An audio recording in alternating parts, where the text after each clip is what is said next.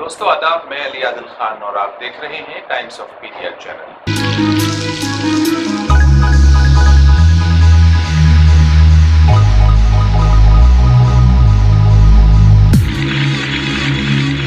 جیسا کہ ہم جانتے ہیں 5 جون کو پوری دنیا میں وشو پریاورن دیوس منایا گیا، یعنی ورلڈ انوائرمنٹ ڈے۔ سوال یہ پیدا ہوتا ہے کہ 1972 سے یہ دن تو ہر سال منایا جاتا ہے، اس کے نتیجے کیا نکلتے ہیں، اس کے ریزلٹس کیا آتے ہیں؟ کیا واقعی پریاورن کنٹرول کیا جا سکتا ہے؟ کیا ہم ایکولوجیکل بیلنس کر پائے ہیں؟ کیا ہم پردوشت ہوتے پریاورن کو کسی حد تک مینیج کر پائے ہیں؟ یہ ایک سوال بہت بڑا دنیا کے سامنے ہے، خاص طور سے ان دیشوں کے سامنے جو اپنے آپ کو ڈیولپڈ نیشنز کہتے ہیں۔ تو اس سمبند میں بات کرنے کے لیے ہمارے ساتھ موجود ہیں اسکالر ہیں جناب محسن رشید ٹونکی صاحب۔ دھارمک طور پر بھی اور سائنٹیفک طور پر بھی ہم سمجھنے کی کوشش کریں گے کہ انوائرمنٹ کو کس طرح سے جو ہے ہم بہتر سے بہتر بنا سکتے ہیں اور اب تک کے کیا نتائج سامنے رہے ہیں۔ دنیا 1972 سے انوائرمنٹ ڈے منا رہی ہے، لیکن انوائرمنٹ سنبھالے میں نہیں آ رہا ہے، بلکہ ہر سال پولیوٹیڈ ہو رہا ہے، ایک ایکولوجیکل امبیلنسنگ ہو رہی ہے۔ سوال یہ ہے آپ سے سیدھے کہ مذہب یعنی مذہب اسلام میں انوائرمنٹ کی کیا حیثیت ہے اور اس کے سرکشن کے لیے کیا تدابیر ہیں، کیا احادیث ہیں، اور قرآن اس کو کس طرح دیکھتا ہے؟ محسن رشید صاحب۔ جی عادل بھائی، میں سب سے پہلے آپ کا شکریہ ادا کرنا چاہتا ہوں کہ آپ نے اس موضوع کو اٹھایا اور اسلام کا نظریہ آج تک لوگوں تک پہنچانے کے لیے مجھے موقع دیا۔ دیکھیے، انوائرمنٹ ہمارے لیے اللہ تعالیٰ جہاں ہمیں قیامت کے معاملات بتاتا ہے تو وہ زیادہ تر آپ دیکھیں گے کہ اس میں انوائرمنٹ ہی انکلوڈ ہوتا ہے۔ اللہ تعالیٰ فرماتا ہے کہ ہم پہاڑوں کو روئی بھورے کی طرح، مٹی کی طرح اڑا دیں گے۔ دوسری جگہ اللہ تعالیٰ فرماتا ہے کہ کیا تم نے نہیں دیکھا کہ ہم کیسے زمین کو اس کے کناروں سے گھٹاتے چلے آ رہے ہیں؟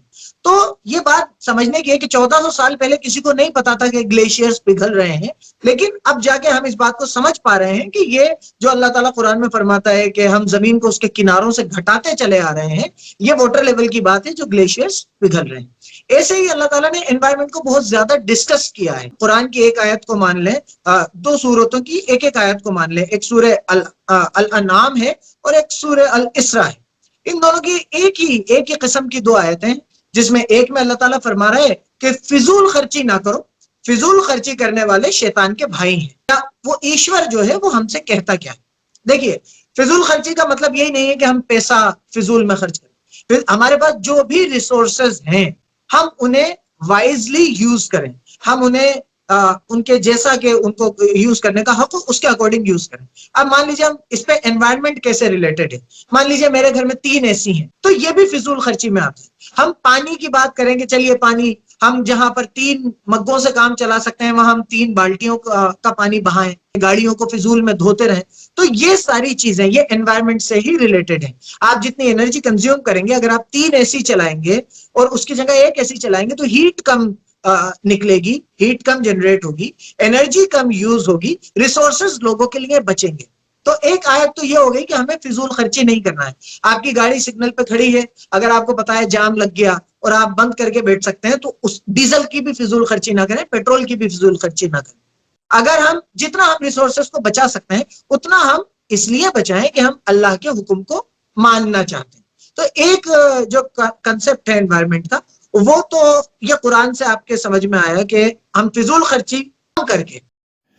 ایک چھوٹے سے وقفے کے لیے ہم اجازت لیتے ہیں اور فوراً حاضر ہوتے ہیں۔ نشپکش، ایماندار اور بے خوف پترکاریتا کے میدان میں ٹائمز آف پیڈیا ایسے تمام ناگرکوں کو انوائٹ کرتا ہے جو پترکاریتا کو پیشہ نہیں بلکہ اپنا مشن بنانا چاہتے ہیں۔ تو آپ آج ہی ٹائمز آف پیڈیا سے رابطہ کرنے کے لیے اس کے ہیلپ ڈیسک نمبر یا اس کے میل ID info@timesofpedia.com 8586906888 پر رابطہ کر سکتے ہیں۔ شکریہ۔ اللہ کے نبی نے کئی صحیح احادیث میں بتائی، محمد صلی اللہ علیہ وسلم نے اس کے بارے میں کئی ٹیچنگز دی۔ ایک پیڑ ہوتا ہے لوٹ ٹری، سدر کا پیڑ کہا جاتا ہے، تو اس سے سایہ ہوتی ہے، ریگستان میں وہ اگ جاتا ہے، اور بیری کا سدرۃ المنتہا، سدرۃ المنتہا میں اللہ کے نبی نے فرمایا کہ جو اسے فضول میں کاٹے گا جو اسے فضول میں کاٹ دے گا، کوئی اس سے پریشانی نہیں ہے یا کسی کنسٹرکشن کے کام میں نہیں آ رہی، اللہ کے نبی نے اتنی بڑی بات کہی کہ وہ منہ کے بل جہنم میں ڈال دیا جائے. تو سوچئے جب سزا اتنی بڑی ہے تو اس چیز کی اہمیت کتنی ہوگی. ایک پیڑ کو کاٹنے کی بات، صرف ایک ریسورس جس سے بکریوں کو چارہ مل رہا ہے، انسان کو چھوٹا سا پھل مل رہا ہے اور راہگیروں کو سایہ مل رہا ہے، صرف ایک پیڑ کے لیے اللہ کے نبی نے فرمایا کہ جہنم میں منہ کے بل ڈال دیا جائے. یہی بات ختم نہیں ہو گئی. جہاد ایک بہت امپورٹنٹ رکن ہے. اس میں اللہ کے نبی، صحیح مسلم کی حدیث ہے، اللہ کے نبی محمد صلی اللہ علیہ وسلم نے فرمایا کہ جہاد کے ٹائم پہ میں تمہیں 10 تاکیدیں کرتا ہوں. اب انہوں نے 10 تاکیدوں میں سوچئے بہت امپورٹنٹ چیزیں ہوں گی، وہی تاکید کی ہوں گی. اس کے بعد اللہ کے نبی فرماتے ہیں کہ اور پیڑ کو نقصان نہیں پہنچاؤ گے. آپ بتائیے کہاں تو انسانیت کی بات ہو رہی ہے اور کہاں جہاد کے بیچ میں، جنگ کے بیچ میں جو لوگ جان دینے اور جان لینے کو تیار ہیں، ان سے اللہ کے نبی فرما رہے ہیں کہ پیڑ کو نقصان نہیں پہنچاؤ گے. اس کے آگے ایک اور چیز آئی، اللہ کے نبی نے فرمایا اور شہد کی مکھی کو نقصان نہیں پہنچاؤ. شہد کی مکھی کو سکیٹر نہیں کرو گے، اسے آگ نہیں لگاؤ. آج آپ اور میں سمجھ سکتے ہیں کہ ایک شہد کی مکھی اس انوائرمنٹ کے لیے، ایٹماسفیئر کے لیے، مین کائنڈ کے لیے کتنی امپورٹنٹ ہے. ایک مووی آئی تھی دا بی مووی، اس میں بتایا تھا کہ اگر شہد کی مکھی ختم ہو جائے تو دنیا ختم ہو جائے. 1400 سال پہلے یہ وہی بات کہہ سکتا تھا، وہی ذات یہ بات کہہ سکتی ہے جو اس دنیا کے بنانے والے سے تعلق رکھتی ہے. انوائرمنٹ کے لیے سب سے زیادہ امپورٹنٹ پیڑ ہے، یہ سب جانتے ہیں.